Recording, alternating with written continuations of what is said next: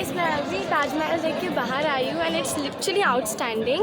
और लाइक मैं क्या बोलूँ, मेरे को समझ में नहीं आ रहा, इतना सुंदर है। और each and every work inside the Taj Mahal, outside में भी लाइक इट्स वेरी आउटस्टैंडिंग। और लाइक मेरा रिक्वेस्ट है, जीवन में एक बार भी आप ताजमहल आना।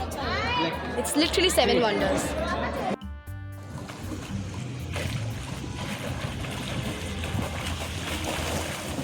Hi guys, actually I am not going that side क्योंकि उधर बहुत ही डीप है और इधर तो भी 4 फीट का, तो ही मेरा गला में आ गया। সকাল সকাল উঠে সুইমিং পুলে স্নান করে হালকা কিছু খেয়ে নিলাম। তারপর আমাদের গাড়ি ছুটে চললো আগ্রার দিকে। দিল্লিতে আমরা ছিলাম হায়াত সেন্ট্রিক হোটেলে। গুগল ম্যাপ বলছে এখান থেকে আগ্রার দূরত্ব 218 কিলোমিটার, আর যমুনা এক্সপ্রেসওয়ে দিয়ে গেলে মোটামুটি 3 ঘন্টার মধ্যে পৌঁছে যাব। আমাদের ড্রাইভার আদেশ আঙ্কেল খুব ভালো গাড়ি চালায় আর মানুষ হিসেবেও অসাধারণ। রাস্তায় পড়লো শিবা ধাবা, সেখানে গাড়ি দাঁড় করিয়ে আমরা পেট ভরে ব্রেকফাস্ট করে নিলাম। तो फ्रेंड्स अभी हम लोग ब्रेकफास्ट करने के लिए आए हैं ढाबा में, एकदम रोड के सामने ही है। নমস্কার বন্ধুরা, welcome back to the channel. এই যে এখন আমি দাঁড়িয়ে আছি এই পৃথিবীর সব থেকে সুন্দর এক সৃষ্টির সামনে, তাজমহল, দ্য ম্যাজেস্টিক তাজমহল। আগ্রা শহরটা তাজমহলের জন্য বিখ্যাত হলেও এখানে কিন্তু আরো অনেক ঐতিহাসিক মনিউমেন্ট আছে।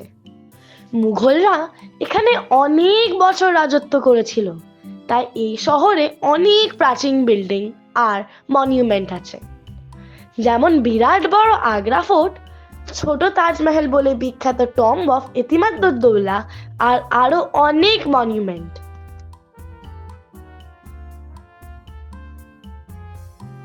এবার কিছু দরকারি কথা জানিয়ে রাখি। তাজমহল কিন্তু প্রতি শুক্রবার বন্ধ থাকে, বাকি 6 দিনই খোলা থাকে সবার জন্য। ইন্ডিয়ানদের জন্য টিকিট 50 টাকা, for foreigners it is 1100 rupees, and for SAARC country citizens it is 540 rupees only. For visiting main mausoleum of Taj Mahal, one has to buy an additional ticket costing rupees 200 along with the regular ticket. No tripod is allowed inside the monument. Mughal সম্রাট শাহজাহান তার প্রিয় পত্নী মুমতাজ মহলের মৃত্যুর পর তার স্মৃতির উদ্দেশ্যে এই অসাধারণ মনিউমেন্টটা তৈরি করিয়েছিলেন। শাহজাহান আর মুমতাজের সন্তানের সংখ্যা 14টা। 1631 সালে 14তম সন্তান এর জন্মের সময় বুরহানপুরে এক দুর্গে মারা যান মমতাজ মহল। এতগুলো ছেলে মেয়ের মধ্যে জাহানারা ছিল শাহজাহানের চোখের মণি।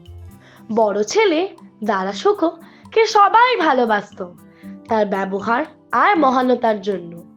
শাহজাহানের পরে তারই বসার কথা ছিল ময়ূর সিংহাসনে, কিন্তু ষষ্ঠ পুত্র অরঙ্গজেব বাকি ভাইদের হত্যা করে পিতাকে বন্দি করে সিংহাসনে বসেন। মুমতাজ বেগমের মৃত্যুর পর শাহজাহান ঠিক করেন তিনি এমন এক স্মৃতিসৌধ বানাবেন যার তুলনা পৃথিবীতে আর একটাও থাকবে না।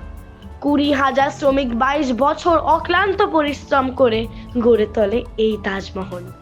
যমুনা নদীর তীরে মাখরানা মার্বেল দিয়ে তৈরি এই মাস্টারপিস স্থাপত্য আজও তার সৌন্দর্যের ডালি নিয়ে বসে আছে একই রকম ভাবে। সূর্যের আলো যখন ঠিকরে আসছিল এই মার্বেলের গা দিয়ে, সত্যি বলছি সে সৌন্দর্যকে বর্ণনা করার সাধ্য আমার নেই।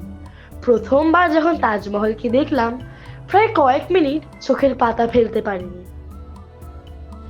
Everything about the Taj Mahal is symmetrical, from the gardens to the minarets. It's said that the design is meant to represent paradise on earth. এখানে ভেতরে ঢোকার সময় জুতোর ওপরে কভার লাগিয়ে নিতে হয়, মূল চত্বরেই পাওয়া যায় সেটা। ভিতরে মুমতাজ এবং শাহজাহানের কবর রয়েছে। So guys, I'm too excited to go inside this.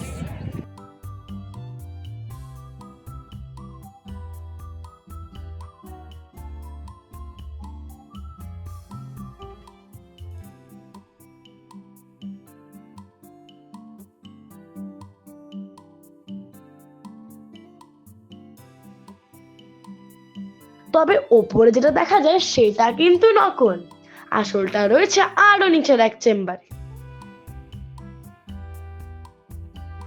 আমরা ভেতর থেকে যখন বেরিয়ে আসলাম, দেখি আকাশে মেঘের আনাগোনা শুরু হয়েছে, চত্বর থেকে নামছে, শুরু হলো বৃষ্টি। কোনো রকমে দৌড়ে নিচে একটা গাছের তলায় গিয়ে দাঁড়ালাম আর দু চোখ ভরে দেখতে থাকলাম। বৃষ্টির জলে আরো রূপসী হয়ে উঠেছে আমাদের তাজ। চোখ ধাঁধানো সাদা রং এবং স্নিগ্ধ এক আলো ছড়াচ্ছে চারিদিকে। बारिश में is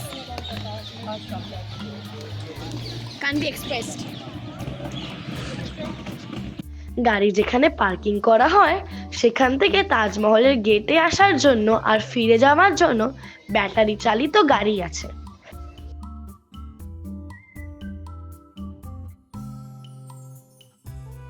এখন আমরা চলেছি আগ্রা ফোর্ট দেখতে। যমুনার এই পাশটা একটু ঘিঞ্জি, জনবসতিও অনেক বেশি। লাল রঙের পাথর তৈরি বিশাল এই দুর্গ যেন একটা শহর। 1638 সাল পর্যন্ত এটি ছিল মুঘল রাজবংশের সম্রাটদের প্রধান বাসস্থান। তারপর রাজধানী আগ্রা থেকে দিল্লিতে সরে যায়। আগ্রা দুর্গটি ইউনেস্কোর একটি বিশ্ব ঐতিহ্যবাহী স্থান।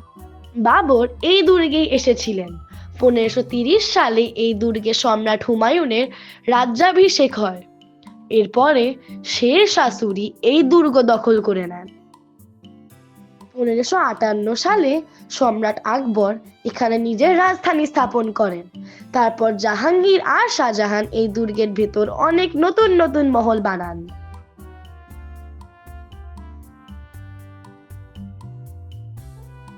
ये सर अकबर का महल था, डिस्ट्रॉय कर जाटों ने तोड़ दिया था। ये जहांगीर का महल है।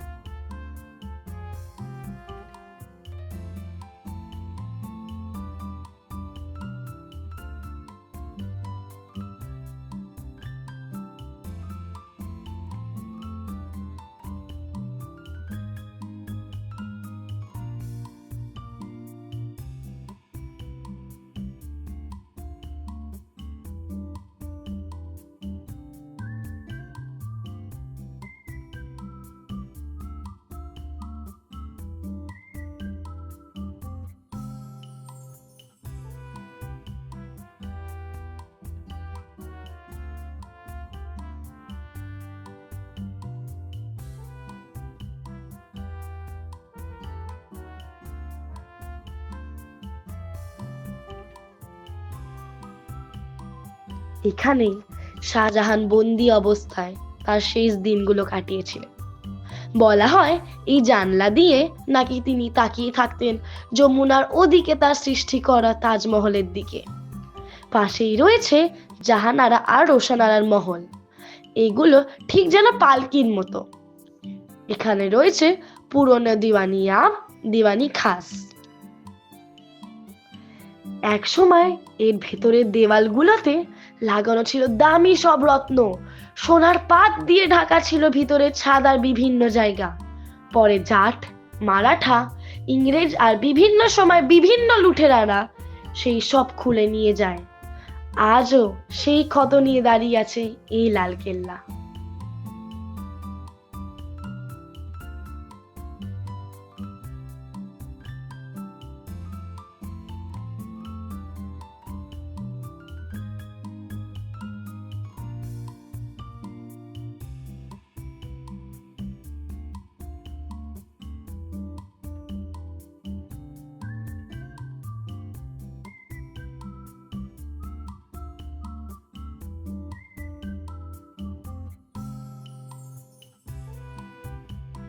এখানেও বৃষ্টি শুরু হলো হঠাৎ।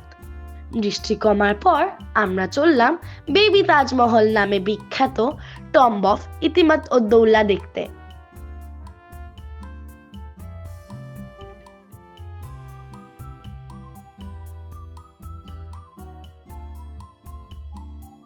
ষোলোশো 22 থেকে 1628 সালের মধ্যে মুঘল সম্রাজ্ঞী নূরজাহান তার পিতামাতা ইতিমাদ উদ-দৌলা এবং আসমত বেগমের জন্য এটা তৈরি করেছিলেন। এই ছোট সমাধিটি সাদা মার্বেলে বানানো এবং অসাধারণ সুন্দর। आसमान क्लियर हो चुका है और हम लोग इसके बाद हम लोग घर जाएंगे। हम लोग फतेहपुर सिकरी नहीं गए क्योंकि लाइक जाते जाते 45-46 किलोमीटर है, तो जाते जाते 1 घंटा से ज़्यादा लग सकता है जैम के लिए। जैम हो सकता है, खाली भी हो सकता है, 1 घंटा लगेगा मिनिमम। तो इसलिए हम लोग ये वाला आ गए। इसको मैं छोटा ताजमहल बोलती हूँ, लाइक वैसा ही है, इत्माद-उद-दौला। আগ্রা আসলে এটা কিন্তু অবশ্যই দেখবেন। এখন আমরা ফিরে চলেছি দিল্লির দিকে। এই ছোট্ট ভিডিওতে চেষ্টা করেছি আপনাদেরকে ঘুরিয়ে দেখাতে আগ্রা শহরটা। অনেক অনেক লাইক আর শেয়ার চাই, আর কমেন্টে জানান কেমন লাগলো এই আগ্রা ভ্রমণ। আবার দেখা হবে পরের ব্লগে।